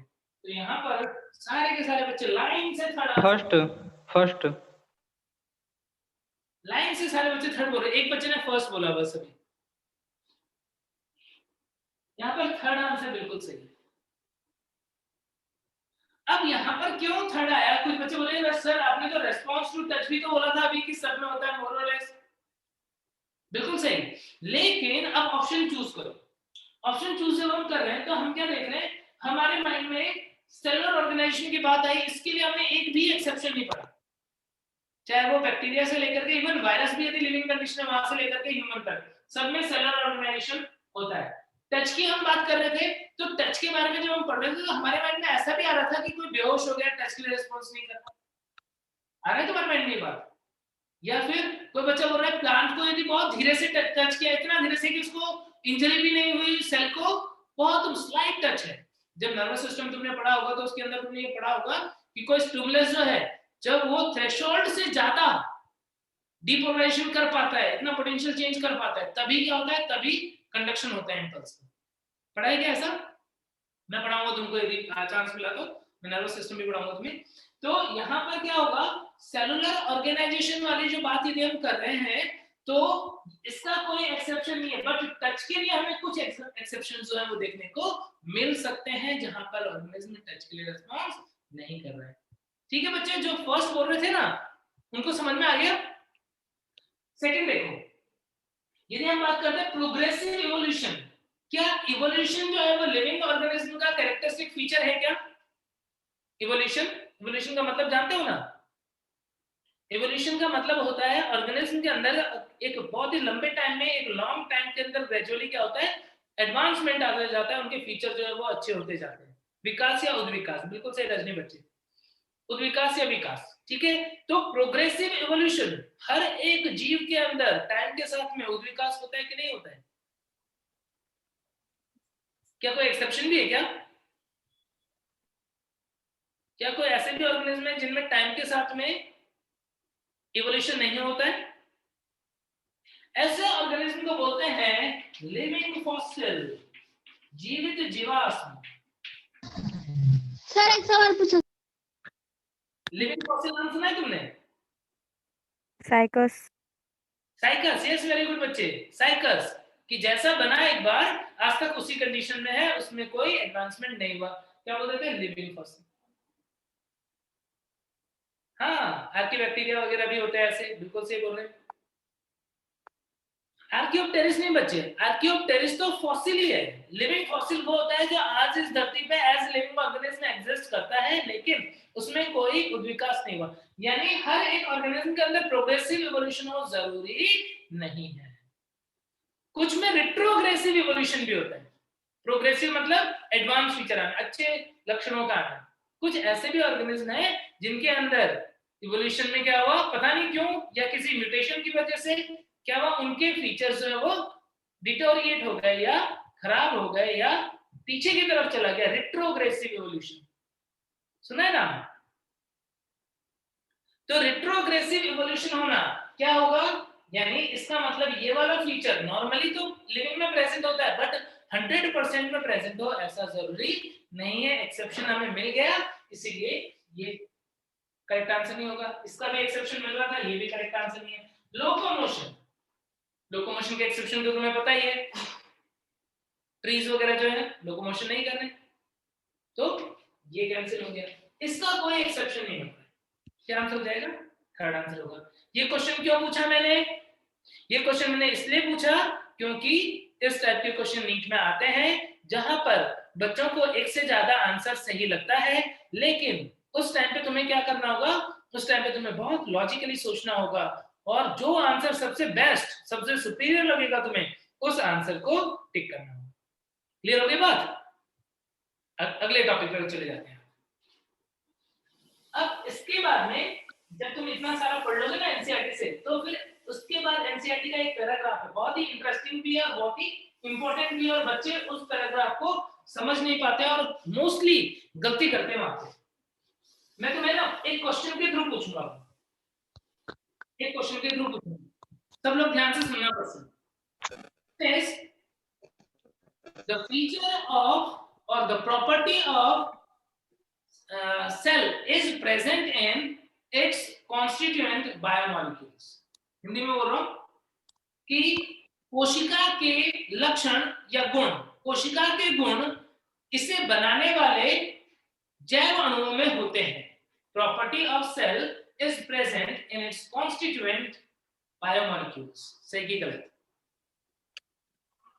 बहुत इंपॉर्टेंट है बच्चों, एनसीईआरटी की लाइन है। सर रिपीट वन टाइम और रिपीट कीजिए। वापस से रिपीट करो क्या? यस सर, हिंदी में भी और यस अच्छा, हिंदी में, पहले हिंदी में रिपीट करता हूं, फिर इंग्लिश में करूंगा। कोशिका के लक्षण इसे बनाने वाले जैव अणुओं में पाए जाते हैं। इंग्लिश में बोल रहा हूं, property of cell is present in its constituent biomolecules. Sir सही है। सही लग रहा है क्या? Yes sir. तुमको सही लग रहा है क्या? Yes sir. देखो तुम्हें ये सही लग रहा है, और ये सेंटेंस जो है वो सरासर गलत है। Yes sir. गलत है। अब दो चीजें हैं, या तो रट लो, एनसीईआरटी में लाइन लिखी हुई रट लिया हमने, लेकिन रटा हुआ काम नहीं आता। एग्जाम में सेंटेंस को थोड़ा सा भी टर्न ट्विस्ट करेंगे तो फिर गड़बड़ हो जाएगी, तो रटा हुआ काम नहीं आएगा, तो हम समझेंगे। यस, हाउ की बात करेंगे हम। दीप्ति की बात, दीप्ति पूछ रही है कैसे सर? ठीक है, हाँ मानसी जो है वो सही बोल रही है, क्योंकि it arises due to interaction. हाँ बिल्कुल सही बोल रहे हो मानसी, लेकिन पहले एक बार समझो कि आखिर ये गलत क्यों है। एग्जांपल्स के थ्रू ही समझेंगे तो ही पता पड़ेगा। देखो क्या होता है, एक सेल की प्रॉपर्टी की बात करेंगे। सेल की प्रॉपर्टी, सेल की सबसे इंपॉर्टेंट प्रॉपर्टी क्या? लाइफ जो है वो अराइज हुआ कहां से? सेल से। हमने लेवल ऑफ ऑर्गेनाइजेशन पढ़ा था, वहां पर हमने क्या देखा कि सेल वो ऑर्गेनाइजेशन का लेवल आ गया था जहां पर लाइफ जो है वो अराइज हुआ था। ठीक है, तो सेल की एक प्रॉपर्टी की बात करें, लाइफ का होना, तो क्या वो प्रॉपर्टी इसके बायोमोलिक्यूल्स में है क्या? क्या इसका जो बायोमोलिक्यूल है, स्टार्च है, प्रोटीन है, फॉस्फोलिपिड है, न्यूक्लियोटाइड्स वगैरह हैं, क्या वो सब लिविंग है क्या? बोलो। डीएनए डीएनए लिविंग है क्या? कोई भी लिविंग नहीं है, ना डीएनए ना नाइट्रोजनस बेस, कोई भी लिविंग नहीं है। लिविंग तो क्या है? सेल है। यानी सेल की प्रॉपर्टी इसके बायोमोलिक्यूल्स के अंदर नहीं है, अदरवाइज क्या होगा? बायोमोलिक्यूल जिंदा हो जाता। तो फिर क्या हुआ? तो फिर एक्चुअल में सेल की जो प्रॉपर्टी अराइज हुई, वो प्रॉपर्टी कैसे आई? वो इन बायोमोलिक्यूल्स के इंटरेक्शन की वजह से पैदा हुई। यानी ऐसा बोलना कि property of cell arises due to interaction of these biomolecules, ये बिल्कुल सही होगा। इन बायोमोलिक्यूल ने इंटरेक्ट किया, कहां पे पहुंचे? सेलुलर ऑर्गेनाइजेशन पे पहुंचे, और सेलुलर ऑर्गेनाइजेशन आते ही क्या हुआ? एक नई प्रॉपर्टी डेवलप हो गई। इसे बोलते हैं law of property emergence. Law of property emergence यानी नई प्रॉपर्टी के बनने का नियम। क्या नियम है ये नियम है कि लेवल ऑफ ऑर्गेनाइजेशन में पिछले लेवल के जो कंपोनेंट होते हैं, जब वो आपस में इंटरेक्ट करते हैं, अन्योन्य क्रिया करते हैं, तो एक नई प्रॉपर्टी, एक नए गुणों का निर्माण हो जाता है। ठीक है, जैसे जैसे जब तुमने देखा बायोमोलिक्यूल्स जो हैं, उन्होंने जब इंटरेक्ट करना स्टार्ट किया तो एक नई प्रॉपर्टी आ गई, सेल की। सेल बन गए। ऐसे ही बहुत सारे सेल ने इंटरेक्ट किया तो क्या बन गए? टिश्यू बन गए। क्या टिश्यू के पास कुछ नई प्रॉपर्टी आ गई क्या? दूसरा क्वेश्चन, दूसरा सेंटेंस, फिर एनसीईआरटी का सेंटेंस है, ध्यान रखना। अच्छा, एनसीईआरटी में ये सेंटेंस है ना, वो सेल ऑर्गेनेल करके दिया हुआ है। Property of cell organelle is present in biomolecule, ऐसे करते हैं। अच्छा, दूसरा एनसीईआरटी का सेंटेंस सेल और टिश्यू के लिए, अब की बार सही आंसर आना चाहिए सब बच्चों का, है ना। तो statement is property of tissue is present in cell, property of tissue is present in cells that constitute this tissue, सही की गलत? प्रॉपर्टी ऑफ टिश्यू हिंदी में ऊतकों का गुण इन्हें बनाने वाली कोशिकाओं में उपस्थित होता है, ऊतकों का गुण इन्हें बनाने वाली कोशिकाओं में उपस्थित होता है।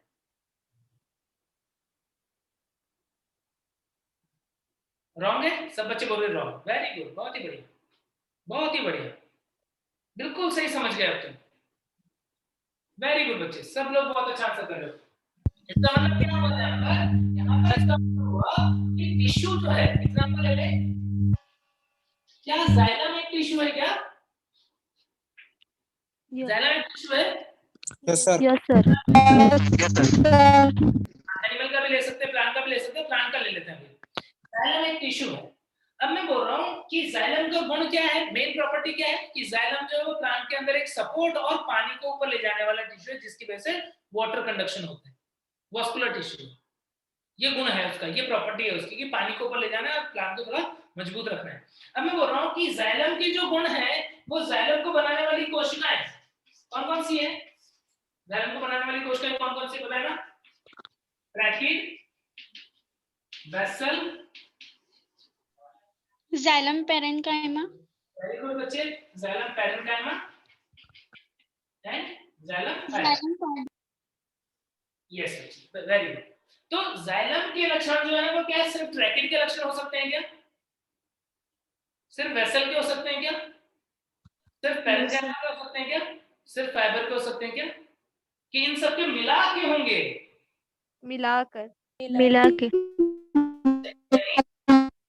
की प्रॉपर्टी जो है वो इसको बनाने वाली जो सेल है उनके मिल के काम करने की वजह से आ रही है। कुछ सेल पानी को ऊपर लेके जा रहे हैं, कुछ सपोर्ट दे रहे हैं, कुछ वाटर जो है वो फूड जो है उसको स्टोर कर रहे हैं। तो इस तरीके से डिफरेंट टाइप की सेल्स ने मिलकर के क्या किया?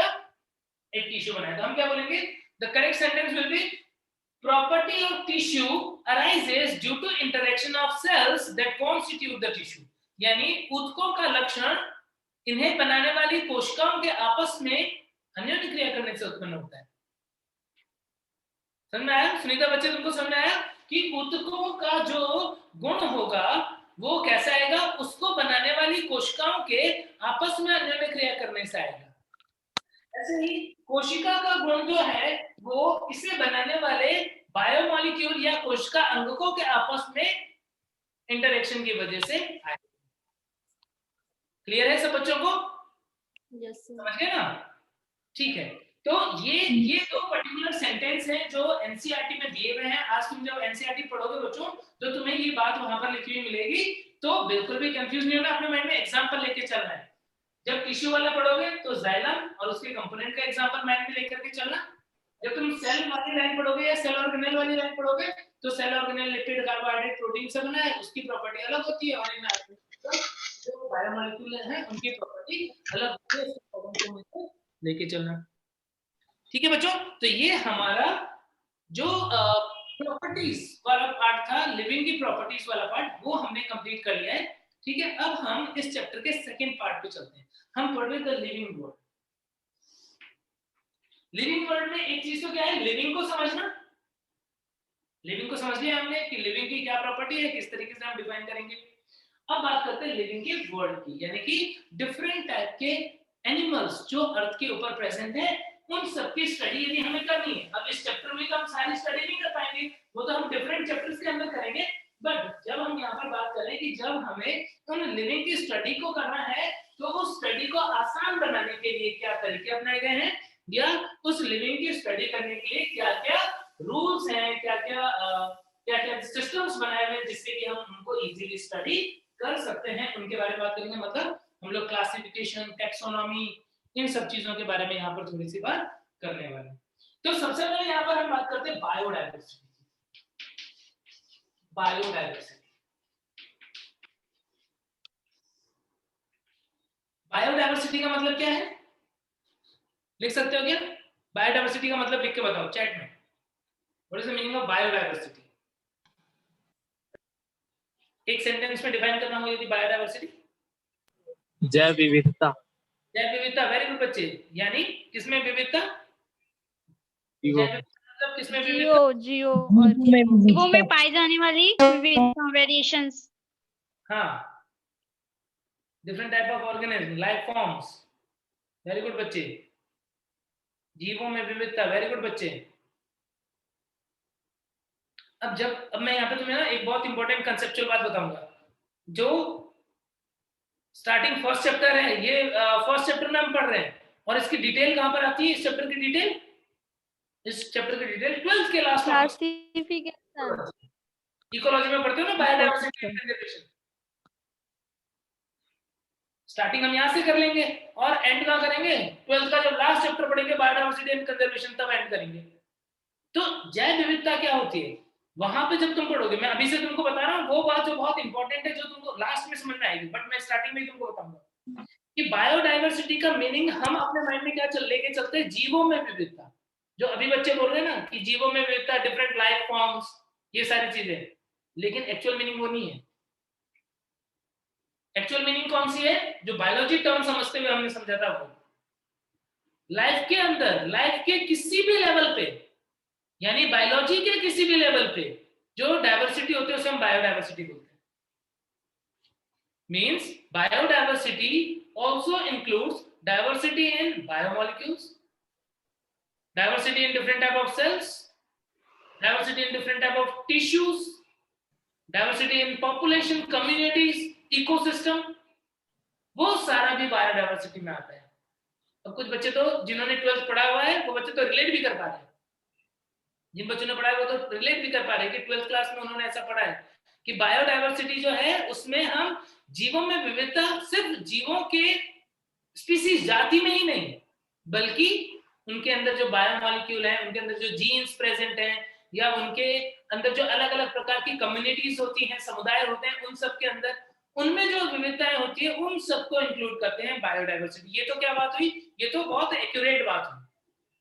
यदि तुमको कोई बायोडायवर्सिटी पूछता है तो जनरल मीनिंग तुम बोलते हो जीवों में विविधता, वो तुमको गलत नहीं बोलेंगे, वो बोलेंगे यस बिल्कुल सही बोल रहे हो।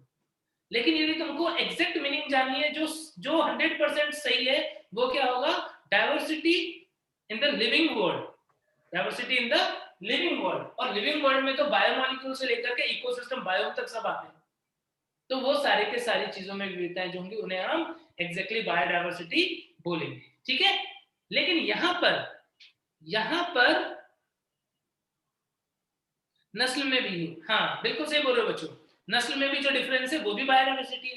तो लेकिन यहाँ पर जब हम इस चैप्टर में बात कर रहे हैं बच्चों, तो इस चैप्टर में हम पर्टिकुलरली बात कर रहे हैं कि इस धरती के ऊपर, इस पृथ्वी के ऊपर, प्लेनेट अर्थ के ऊपर डिफरेंट टाइप के जो ऑर्गेनिज्म है उनकी डायवर्सिटी को हम बायोडायवर्सिटी बोल रहे हैं। डिफरेंट टाइप की स्पीसीज के रेस्पेक्ट में यहाँ पर हम स्पेशली बात करने वाले हैं, और अदर एस्पेक्ट्स में हम बात करेंगे कहाँ पर? जब हम इकोलॉजी पढ़ेंगे। तो बायोडायवर्सिटी ऑन अर्थ की यदि हम बात करें तो धरती पर बायोडायवर्सिटी कितनी है? IUCN, IUCN का फुल फॉर्म जानते हो क्या? IUCN का full form international union of conservation for nature and natural resources. IUCN का फुल फॉर्म होता है international union for conservation of nature and natural resources. तो IUCN के अकॉर्डिंग धरती पे जो बायोडायवर्सिटी है वो कितनी है? 1.7 to 1.7 million to 1.8 million। Very good बच्चे, मिलियन।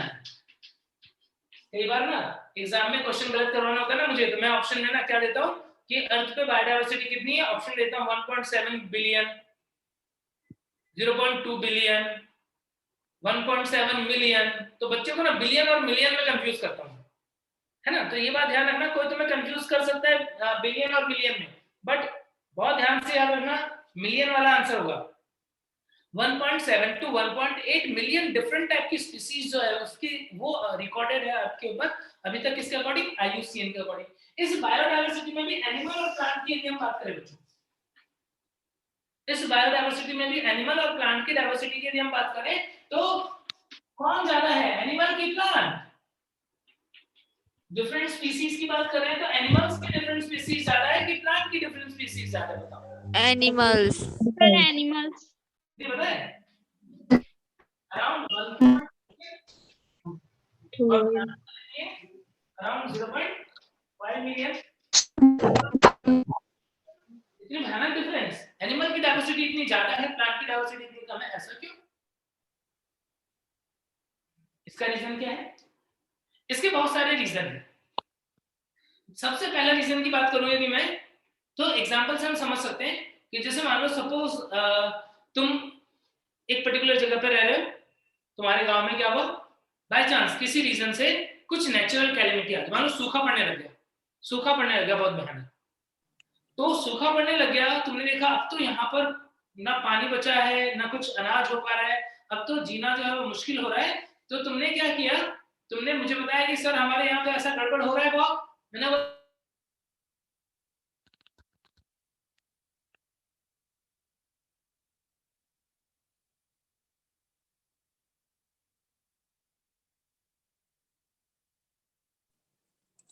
सर लेक्चर अटक गया।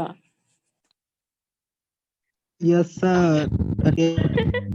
पेट्स वगैरह रखे हुए हैं, किसने जो है वो कुछ पेट, मान लो किसी ने कुत्ता पाला हुआ है, किसी ने बकरी पाली हुई है, सब पेट्स वगैरह। तो फिर तुमने बोला कि सर क्या हम उन्हें भी ला सकते हैं? मैंने बोला तुम्हारी मर्जी। तो तुमने क्या किया, वो चल सकते थे, तुमने उन्हें उठा के लिया। क्या तुम अपने प्लांट्स को भी उठा के ले आओगे क्या? कि किसी ने बोला सर मैं अपने आम के पेड़ को उठा के ले आऊं क्या? नो सर, नहीं ला सकते। मतलब पूरे पेड़ को उठा के लेके आना, या नॉन लिविंग जो है वो मूव नहीं कर पाएंगे तो उनको वहां से मूव करवाना मुश्किल हो जाएगा। तो एनिमल के पास एक बहुत ही अच्छा फीचर हुआ क्या, लोकोमोशन करने में, वो चल सकते हैं। तो यदि कहीं एक जगह पर कुछ कैलेमिटी भी आई है तो क्या होगा, या कहीं पर कोई अकाल पड़ा है, कोई बहुत बड़ी प्रॉब्लम भी आए, तो क्या हुआ, उस एनिमल के वहां से भागने के चांसेस होंगे, या वो कहीं जाके छुप सकता है। यदि कोई ऐसी प्रॉब्लम है जहां पे वो छुप के बच सकता है तो छुपने के चांसेस ज्यादा होंगे। तो इन तरीकों से वो अपने आप को बचा सकता है। समझ गए ना? तो इसीलिए क्या होगा, इस लोकोमोशन की वजह से एनिमल जो है वो ज्यादा बचते होंगे, बट ऐसी सब जगहों पर प्लांट जो है वो अपने आप को बचा नहीं पाए होंगे और वो एक्सटिंक्ट हो गए होंगे। ठीक है। दूसरा चीज कि एनिमल जो है ना, उनके अंदर सेंसरी सिस्टम, या ऐसा बात करें जैसे एनिमल्स के अंदर नर्वस सिस्टम वगैरह बन गए, तो वो क्या करते हैं, वो एनवायरमेंटल चेंजेस के अकॉर्डिंग क्विक रेस्पॉन्स शो करते हैं। जैसे ही गर्मी पड़ने लगी तुरंत से रेस्पॉन्स शो किया। प्लांट क्या करेंगे, स्लो एंड ग्रेजुअल रेस्पॉन्स। हो सकता है कई बार देर हो जाए, ऐसा भी हो सकता है। तो इसीलिए इस रेस्पॉन्स की वजह से कई बार क्या हो जाता है कि एनिमल जो है वो अपने आप को बचा पाते हैं। इसीलिए एनिमल के अंदर डाइवर्सिटी जो है वो ज्यादा हो गई और प्लांट के अंदर डाइवर्सिटी जो है वो रिलेटिवली कम हो गई। ठीक है बच्चों, एनिमल के अंदर भी यदि हम बात करें अराउंड 70% जो है वो इंसेक्ट होते हैं। ठीक है। अब इतने सारे एनिमल और प्लांट डिफरेंट टाइप के अर्थ के ऊपर हैं, तो उनकी स्टडी को कैसे इजी बनाया जाएगा, उसके लिए क्या रूल्स लेंगे, क्लासिफिकेशन, टेक्सोनॉमी, इन सब की बातें करेंगे नेक्स्ट लेक्चर में। तब तक तुम लोग अच्छे से पढ़ते रहो। ठीक है बच्चों, मिलते हैं फिर। चलो bye bye. Bye sir. Bye. Sir bye sir. Sir thank you sir जैसे कुछ डाउट्स होते हैं तो मतलब कि हम लोग का मतलब कि आपसे कैसे बात होगा फिर, जैसे कि डाउट पूछ रहे हैं तो। पास कोई भी डाउट्स वगैरह ना, तो वो डाउट्स एक तो तुम कहीं जरूर से नोट करके रखो। हम ना डाउट सेशन ही कभी कभी प्लान कर लिया करेंगे। उस दिन हम बैठ के पूरे जितने भी डाउट्स होंगे, कुछ अच्छे क्वेश्चन माइंड में होंगे, तो उनको डिस्कस कर लेंगे। यदि तुमको छोटा मोटा डाउट है तो जैसे ही हम क्लास स्टार्ट करते, तो क्लास स्टार्ट करते 5 मिनट पहले मैं यही काम करता हूँ, तो या तो उस टाइम पे पूछ सकते हो तो। और यदि ज्यादा डाउट्स वगैरह हैं तो हम क्या करेंगे, हम एक अलग से डाउट सेशन प्लान करेंगे। उस दिन बैठ के सारे डाउट्स जो है वो सब बच्चों के सर हम लोग के हम जितने भी स्टूडेंट्स हैं उन सबका तो ग्रुप्स बने हैं ना, मतलब कि पता चलता है कि क्या कौन कौन से डाउट्स आ रहे हैं सारे, तो पता चलता है ना, तो इसलिए बना है ना ग्रुप्स, लेकिन पता नहीं चल रहा है कि कौन सा ग्रुप है ऐसा। ब्रॉडकास्ट ग्रुप है ना, इसलिए। एक काम करना, अभी ना फिजिक्स वाले सर की क्लास होगी ना, तो एक बार उनसे इस रिलेटेड बात करना ना कि डाउट्स का क्या करना है एग्जैक्टली, हम प्लान कर लेंगे ना। एक बार फिजिक्स वाले सर से भी बात कर लेना। Hello sir. हाँ बच्चे, अभी एनसीईआरटी बुक यूज करना है ना बायो के लिए? बच्चे एनसीईआरटी बुक बिल्कुल यूज करना है, बहुत अच्छे से यूज करना है, लेकिन साथ में क्वेश्चन प्रैक्टिस भी जरूर से करते रहो। क्वेश्चन प्रैक्टिस करोगे तो बियॉन्ड एनसीईआरटी जाना पड़ेगा, मोस्टली हमारे लेक्चर में वो सारी चीजें इंक्लूडेड रहेंगी, बट फिर भी यदि कुछ चीजें नहीं आती हम लोग डिस्कस करेंगे, है ना। तो सर क्वेश्चन कहाँ से प्रैक्टिस करना है, उसके लिए भी कुछ बुक वगैरह? बच्चे मैं तो एडवाइस करूंगा कि फिलहाल MTG इस लेवल पे तुम लोग पढ़ रहे हो तो एमटीजी की एनसीईआरटी एक फिंगर टिप्स जो आती है ना, वो एक बुक तो परचेज कर ही लो। Okay sir. एक वो तो ले ही लो, फिर हम और भी जो भी आगे एक लेवल कंप्लीट करोगे फिर उससे हाई लेवल की बुक बतानी होगी तो वो बताऊंगा, उससे हाई लेवल की बुक बतानी होगी तो वो बताऊंगा, तो वो ग्रेजुअली अपन करते रहेंगे। अभी एमटीजी वाली बुक जो है ना वो स्टार्ट कर दो, क्योंकि एनसीईआरटी बुक है ना। सर एनसीईआरटी एग्जाम्पलर एग्जाम्पलर तो करना ही, एग्जाम्पलर तो अलग बुक है, एग्जाम्पलर तो एनसीईआरटी का तुम कर लो वो तो ठीक है, बट उसके अलावा नंबर ऑफ क्वेश्चन जहाँ पे ज्यादा मिले, एग्जाम्पलर में तो कम और क्वेश्चन प्रैक्टिस करने में चाहिए। एटलीस्ट एक चैप्टर का 100 क्वेश्चन तो 120 सर और हिंदी में भी आता है सर एग्जाम्पलर। वो फिंगर टिप्स हिंदी में नहीं आता सर, हिंदी के लिए देखना पड़ेगा एक बार, मैं बता करके बताऊंगा। Okay sir. सर हम लोग को हिंदी में चाहिए ना, हम लोग हिंदी मीडियम वाले हैं। Sir, sound is not clear. Hindi में ना दिशा पब्लिकेशन की बुक आती है एनसीईआरटी एक्सट्रैक्ट, दिशा पब्लिकेशन की एनसीईआरटी एक्सट्रैक्ट आती है शायद सर मैं MTG हिंदी में लिया हूँ। सर एमटीजी फिंगरप्रिंट आती है हिंदी में भी। अच्छा सर, सर एमटीजी ना प्रीवियस क्वेश्चंस रखी हूँ मैं, क्या प्रीवियस ईयर क्वेश्चन एमटीजी का। हाँ करो। हाँ उसी को यूज कर रही हूँ सर। हाँ बिल्कुल करो बच्चे, बिंदास यूज करो। हाँ हेलो सर। हाँ बच्चे। सर आप यूनिट वाइज पढ़ाएंगे ना, कि जैसे किसी यूनिट से ज्यादा क्वेश्चन आ रहे हैं तो उसको पहले स्टार्ट करेंगे, जैसे ह्यूमन फिजियोलॉजी से ज्यादा क्वेश्चन आते हैं तो उसको पहले स्टार्ट। मेरा तो प्लान यही है कि हम ना एनसीईआरटी के अकॉर्डिंग ही चलते जाएं, क्योंकि Yes, sir. हर 4 नंबर को कवर करना है। मतलब क्या होता है ना, कई बार हम पढ़ाते हैं ना, जैसे कई बार बच्चा बोलता है कि सर मॉर्फोलॉजी चैप्टर जो है वो उसमें मजा नहीं आ रहा। मैं बोलता हूँ कि मजे के लिए थोड़ी चल रहा है यहाँ पर, यहाँ तो हर चैप्टर के 4 नंबर तुम्हें चाहिए, चाहे वो बहुत इंटरेस्टिंग हो चाहे वो बहुत बोरिंग हो। अपन को तो डॉक्टर बनना है। तो कोशिश करूंगा कि ना एनसीईआरटी के सीक्वेंस में फिनिश करते जाएं, और तुम्हें भी करूंगा कि हर चैप्टर में तुम्हें तो बेस्ट ही करना है, मतलब जितना हमारे लेवल का है ना उतना अच्छे से करते जाओ। सर जूलॉजी और बॉटनी आप ही पढ़ाएंगे ना? चलो ये देख लेंगे, है ना। ये मैं तुमको ना वैसे तो मैं कंप्लीट लेता ही हूँ, यदि एक बार ना मैं बाकी सब लोगों से भी डिसाइड कर लूंगा, है ना। और यदि तुम लोगों को अच्छा लग रहा होगा तो मैं ही पढ़ाऊंगा। सर आप भी पढ़ा दीजिए। हाँ ठीक है बच्चों, तो हम करें, कोई दिक्कत। Okay sir. बच्चों bye bye. Bye sir. Bye sir, have a nice day sir.